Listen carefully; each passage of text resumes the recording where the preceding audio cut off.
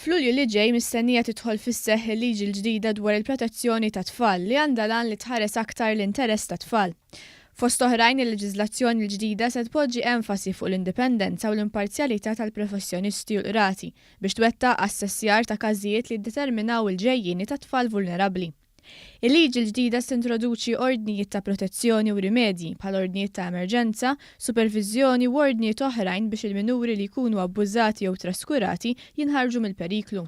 Il-Ministru għall-Familja u Solidarjetà Soċjali Michael Falzon qal li sabiex saret din il-liġi, il-Gvern ikkonsulta l-iktar minn darba mal-partijiet ikkonċernati. Per eżempju, qed niffaċilitaw l-adozzjoni fih, qed nirrikonoxxu il-foster carers fih f'dalat.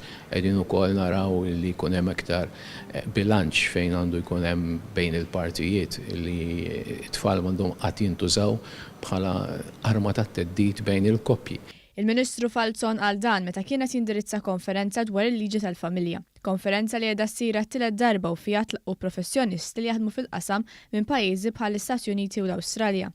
Il-Ministru Falzon qal li suġġetti tal-liġi tal-familja huwa suġġett delikat u li l-pajjiż irid dejjem iżomm ruħu aġġornat ma' realtajiet tal-pajjiż.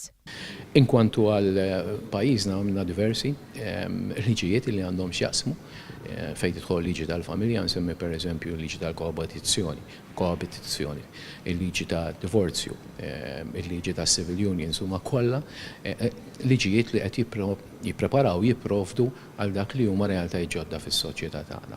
Dr. Falzon tenna l-importanza ta' konferenzi bħal dawn li joħolqu diskussjoni ma' min jaħdem fis-settur f'pajjiżi oħra filwaqt li jara fejn il-pajjiż irid itejjeb. Il-Ministru Falzon tenna li bil-liġi l-ġdida l-leħen ta' tfal vulnerabbli se jingħata aktar widen.